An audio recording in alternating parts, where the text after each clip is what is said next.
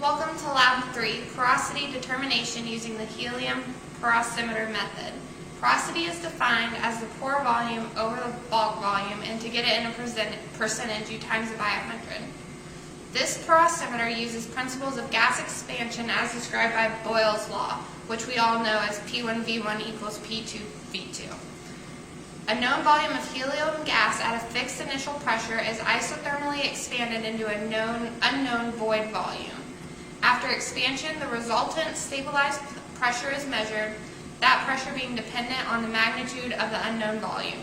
The magnitude of the unknown volume may be calculated using the ideal gas equation of state, which is P1V1 equals P2V2. Now, we use helium for this lab for a variety of reasons. First, it can be modeled as an ideal gas for most pressures and temperatures. It consists of small molecules which will penetrate the tiny pores in the rock, and it has a low mass and therefore a high diffusivity, and can be used to determine the porosity of a low permeability rock. This is the front panel of the helium porosimeter Porg 200 made by the Core Lab company. We see here that we have a pressure gauge, a regulator which controls the pressure gauge, the outlet valve which connects to the matrix in our sample, our readings, and a valve 1 and valve 2. The reference pressure is pressured to be around 100 psi, which comes from over there, and is expanded into a matrix cup sample holder containing the sample to be analyzed. A second pressure is read and used to compute the unknown volume. The following equation is often used to derive grain volume. The first thing that we're going to do in our procedure is measure the volume of this core sample.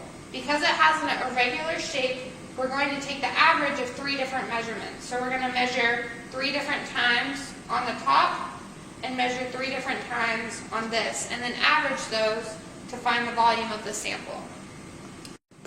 The next thing that we're going to do is zero our pressure transducer. We're going to turn off our helium source, open valve 1, and then turn valve 2 to expand, and that will open the matrix cup. The pressure reading on the digital reading should be showing 0. If it's not 0, repeat the procedure to make certain that all the pressure has been released. If the readout value has decreased but is still not 0, adjust the 0 adjustment screw until a 0 reading is obtained. Since ours is already 0, we'll move on to the next step. Now we're going to determine our standard curve. First, we're going to connect the matrix cup to the instrument. We're going to place a reference disc starting from smallest to biggest inside the reference cup and connect it to our piece of equipment. The matrix discs and then the combinations of matrix discs that you are going to be using will be found on the Excel spreadsheet in Blackboard. We're going to put in disc number 1 and then place it evenly and close the lid. Make sure that your valve on the back side is turned off. And now we're going to turn V2 to the vent position and V1 to the on position. Wait until the pressure is stabilized and then record the upstream pressure. This is P1. Then we'll turn V1 to the off position and turn V2 to expand.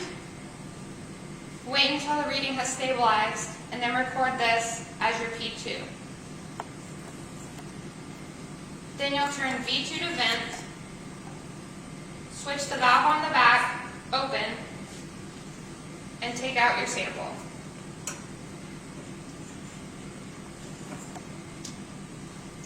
And we'll repeat this process with all the different sample sizes and a combination of them.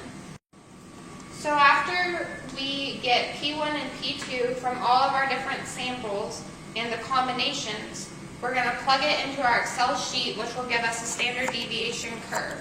We'll fit a line of best fit to that curve, and that will give us different coefficients that we'll use later. After obtaining that, we're going to use the core sample.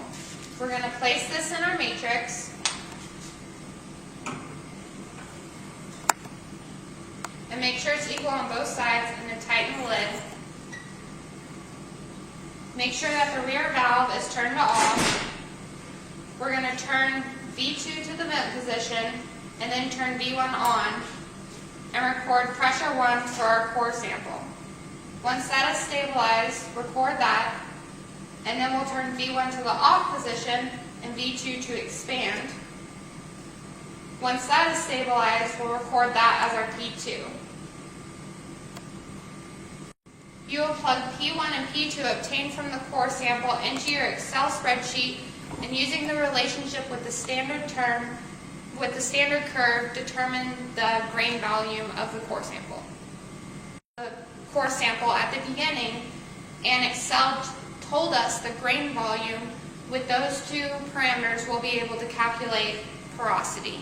Now you tell me, is that the interconnected porosity or the total porosity?